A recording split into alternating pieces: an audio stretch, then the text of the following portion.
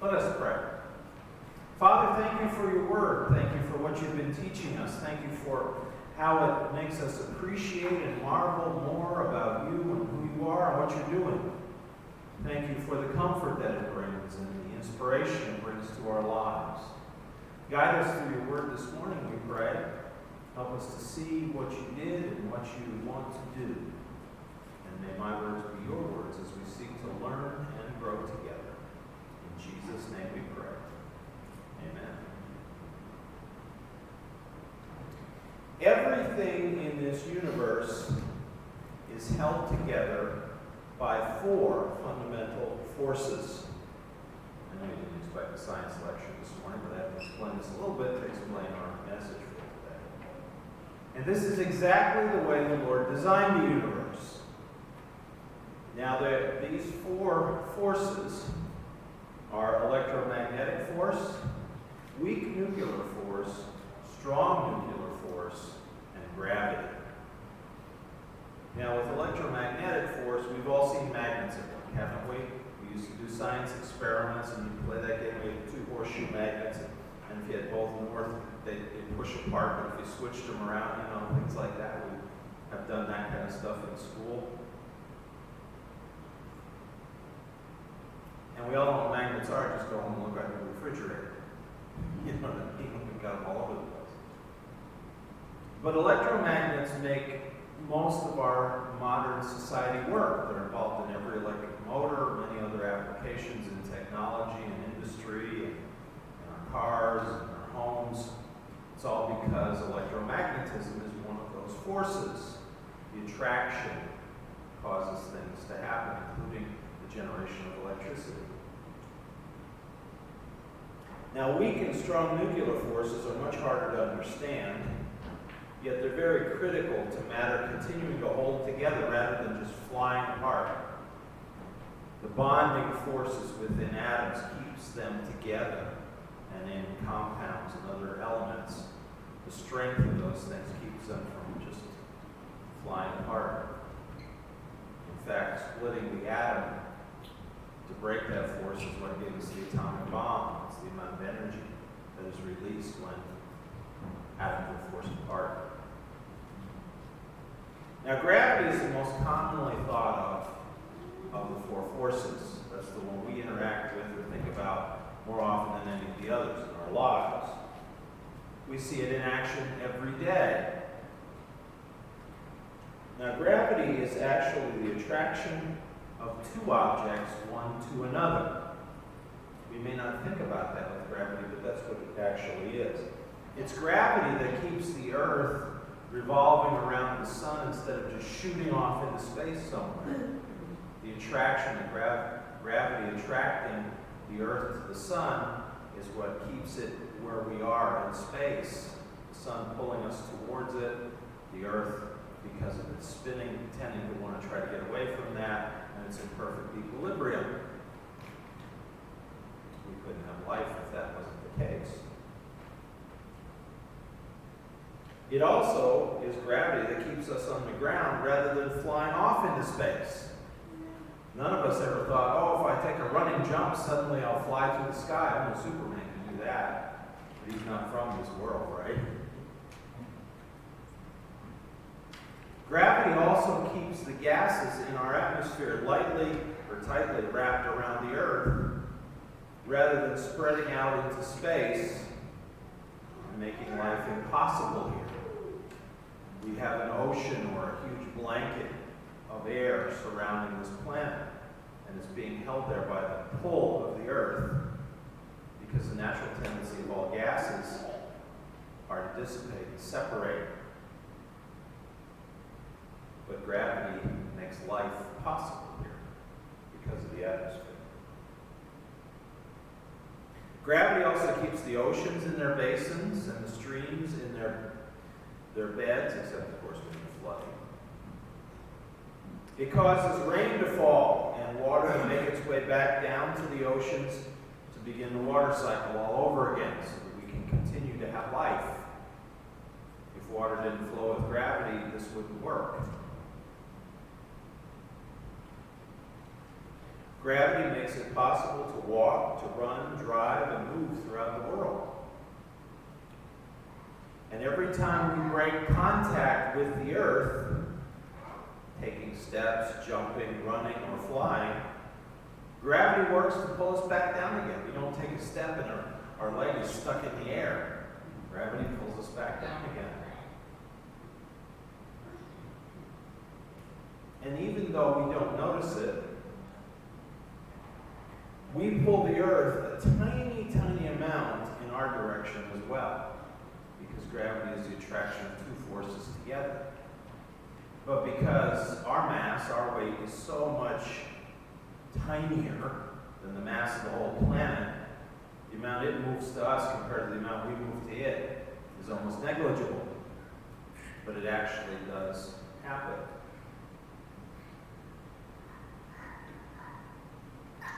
These laws of force that I've just briefly described for you keep the universe stable and consistent. And it is impossible for anything to exist without them. And if the great lawgiver of the universe didn't institute them into the very fabric of the universe, as the universe was created, it would never have come into existence. It is impossible for these laws to evolve along the way somehow on their own. The rules of how the world worked had to be in place as the world was being created, or it wouldn't have been, or couldn't continue to exist. So the miracle that Jesus performed, that we're discussing today, was totally amazing, as he was able to, at will, suspend the force of gravity. Not only for himself, but also for Peter for a time. We're talking about, from Matthew 14, Jesus walking on the water in the Sea of Galilee. This is a miracle that defies any natural explanation. It was not an illusion. It wasn't a mass hallucination by the disciples in the boat.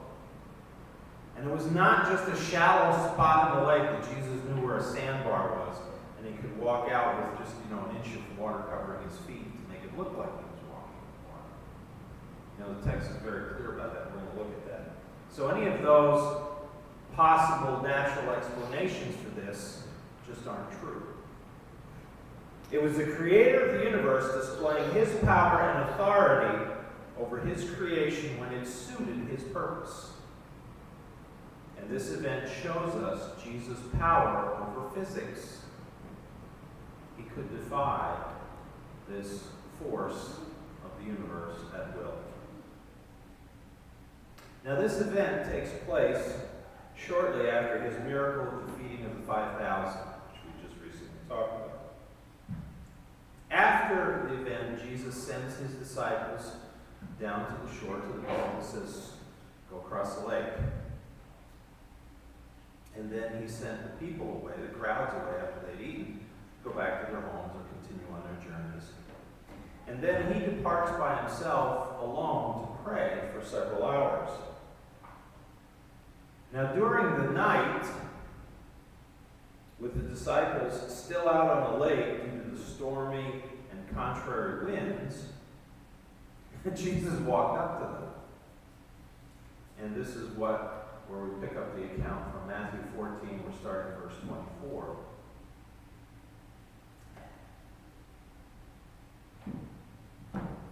But the boat was already a long distance from the land, battered by the waves, for the wind was contrary. Now, where it says long distance there, literally translates many stadia. A stadium was a measure of length in the Roman world of approximately 600 feet. So 600 feet per stadia. And this says it was many stadia from the shore. So we're talking possibly maybe a mile out or so. The boat was somewhere out in the middle of the lake, let's say. So there was no chance whatsoever of the water being shallow there, saying that he walked on some unknown sandbar, because out in the middle of the lake, it may be as deep as 200 feet. So that naturalistic explanation goes right out the window, according to the text. Now, we've had a previous discussion here when we talked about Jesus calming the storm, about the sudden violent storms that happen on the Sea of Galilee. So I won't go through all that again, but obviously that's kind of what was happening here. Some storm came up with contrary winds. The disciples are out in the middle of the lake, and they're sort of stuck there. They can't make headway because they're being tossed to and fro by the winds and the waves. And lest you think this is just, oh, this is some biblical tale, I recently saw some footage from modern Israel of a very violent storm on the Sea of Galilee, and the waves are coming in, hitting the ground level of the hotels and restaurants along the Sea of Galilee. Just like you would see in a hurricane along the ocean, this lake was whipped up that much, and it was throwing water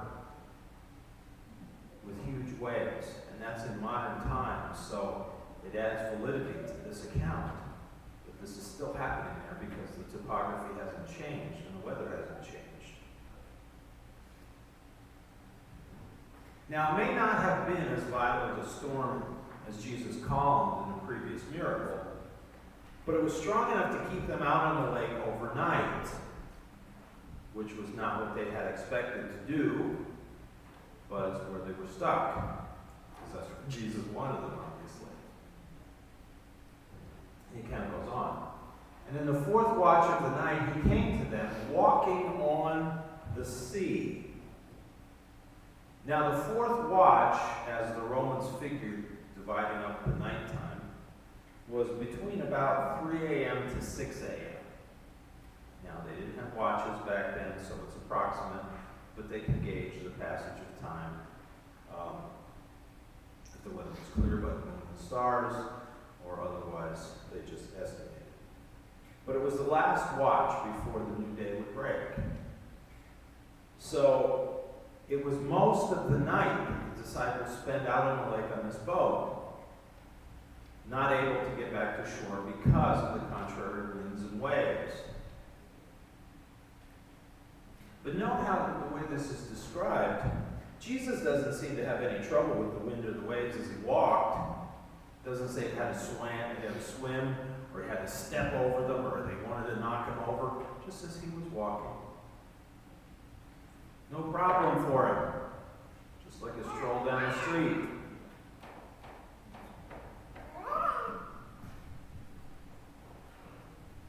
When the disciples saw him walking on the sea, they were terrified and said, "It's a ghost!"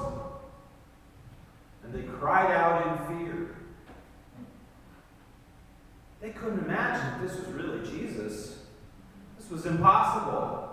They were in the middle of a storm, and here's this guy walking like he's just out for a stroll in the park.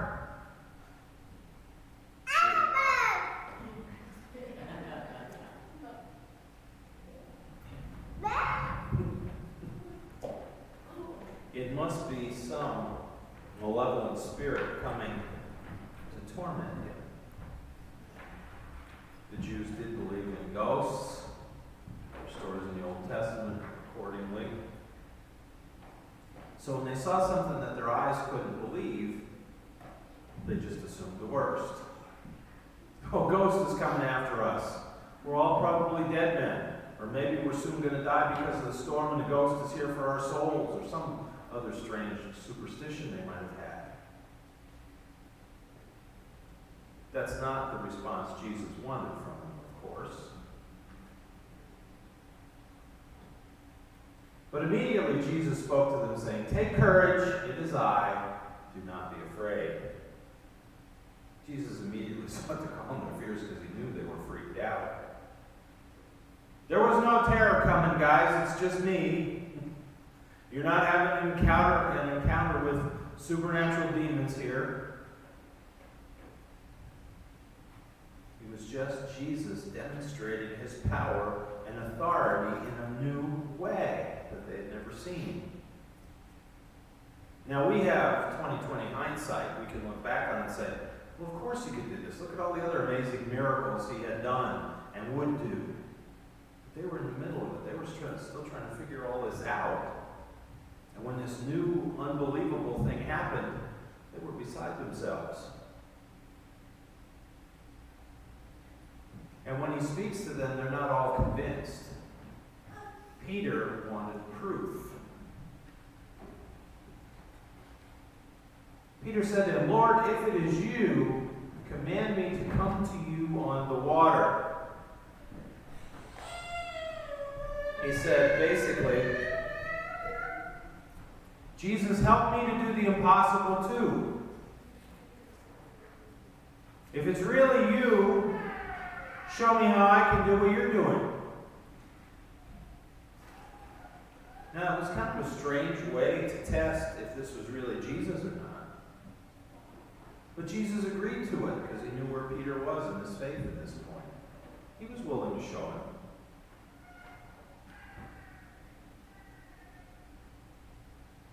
And he said, come. And Peter got out of the boat and walked on the water and came toward Jesus. Jesus was able to project his power to Peter in order to suspend gravity for him too. Wow. Pretty amazing. But think about it. He's the Lord of the universe, so why shouldn't he be able to do that whenever or wherever he wants? Again, Peter taking even one step on the water was impossible. You know, Peter was an adult man. Adult men don't walk on water. Water has a certain surface tension to it. Remember that little experiment we used to do in science class? Where you fill the glass all the way up and you carefully slide a straight pin across and it would seem to float there because there's a little bit of a surface skin on the water. Well, when you weigh 200 pounds, it doesn't apply. Okay? So what Peter did when he took a step off the boat and didn't go boom was impossible. But Jesus made it happen to prove to Peter and the rest of them just who he was. It was one thing for him to do it, but if he could make Peter do it, wow. Who is this guy? Oh, we're still dealing with Peter here, remember? But seeing the wind, he became frightened, and beginning to sink, he cried out, Lord, save me! He starts walking, and he looks down and says, there's nothing under my feet but water. And the waves are coming at me, and the wind is wanting to blow me over. I can't really be doing this. And at that point, he started to sink down.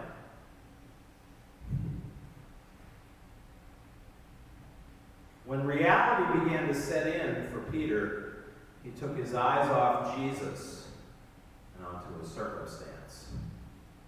And that in and of itself is a whole sermon. When his faith began to fail, gravity began to return. Now Peter, being a seasoned fisherman, knew how to swim well. Later on, the account of the second great catch of fish after Jesus' resurrection, you see Peter jump into the lake and swim to shore to catch up to Jesus. So we knew he knew how to swim.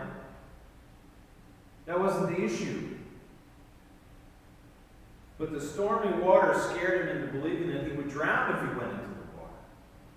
Even the strongest swimmer can't survive stormy waves and things like that. He didn't have some kind of life vest on to keep him afloat. So he was scared to death that he would drown. And he probably would have if Jesus wasn't there. But that's not Jesus. Immediately, Jesus stretched out his hand and took a hold of him and said to him, "You of little faith, why did you doubt?"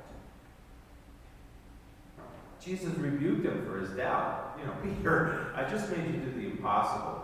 What made you think it would suddenly stop the closer you walked to me? And you saw me doing the impossible. I walked all the way out here.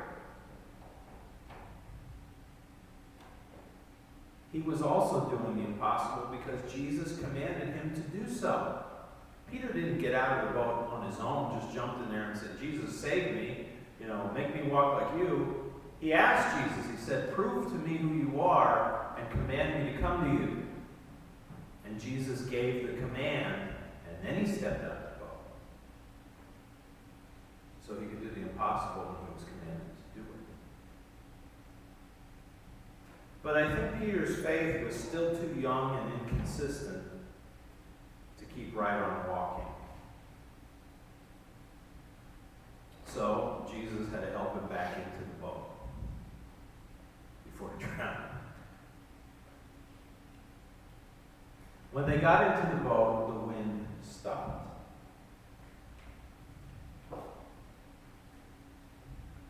Once again, Jesus stopped the storm on command, and this time without having to rebuke it. We don't get any details about him speaking to the wind and waves like he did in the first account of the calming of the storm.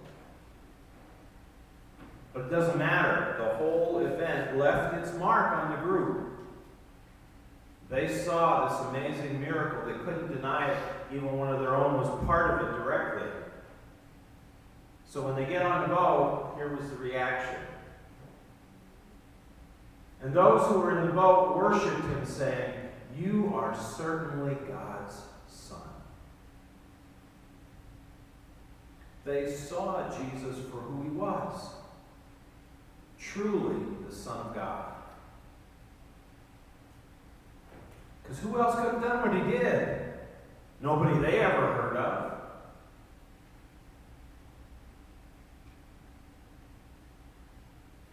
Now people will ask, well, why did Jesus do this miracle? If he wanted to get the disciples away from the crowds, he could have joined up with them later. He could have said, you go take the boat, I'll meet up with you. Perhaps the next day, if he prayed all night, the next day he could have hopped on another boat and sailed across the lake and caught up with them. Or even if he didn't want to wait till the complete next day, he could have walked around the lake to where he expected they were going to dock to catch up with them. Or he could have supernaturally transported himself to where their boat would dock and be waiting there for them. Much like what happened with Philip, an Ethiopian eunuch in Acts, when he leads him to Christ and suddenly the Spirit snatches him away and he's at Azotus. Jesus could have done that. So why this dramatic water walk?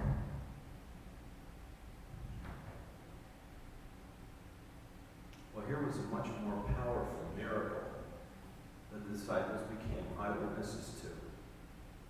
If they didn't see Jesus get from one place to another, there could have been doubts or speculation as to how he did it. Well, maybe Jesus, as soon as we got in the boat, he ran to get around the lake and caught up to us. They wouldn't have known he was in prayer for several hours because they were gone. But here, they saw him coming. And Jesus showed them his power over the very fabric of the universe. And he did so with no apparent effort. And he was just as easily able to project his power onto Peter for a brief time. This miracle shows us once again that Jesus is the Lord of the universe. There is nothing he cannot do.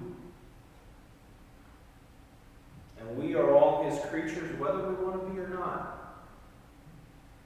Even the most rabid atheist or Satanist or occultist or whatever still belong to him, even if they don't want to. And he keeps the universe in order for his people as well as those who hate him. That's the kind of consistency he's placed in this universe. And ultimately the kind of love he gives to all people.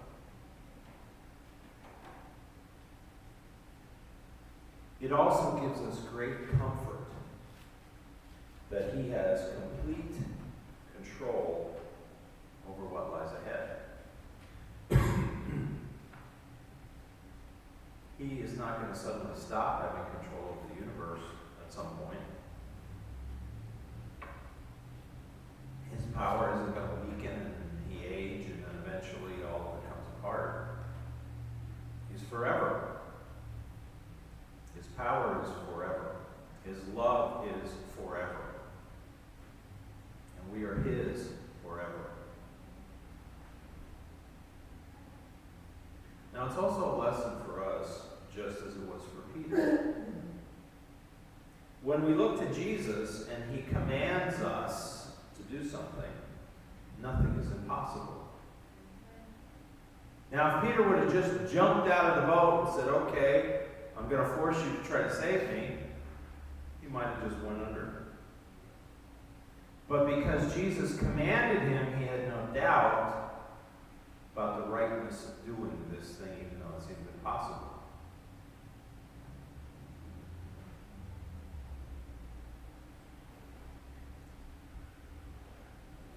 When we do what he commands us, there's nothing that's impossible. But we must believe. That's the condition in all of this. We will fail if we take our eyes off Jesus and allow circumstances to control us. If we look at life that Jesus has a plan for us each and every day, even the frustrations and the failures and the temptations and the irritations of life can be kept in their perspective. Because the most constant thing in the universe, even more powerful than the four forces, is Jesus' love. His love for us. So we can endure anything and get through anything because we are secure in that love.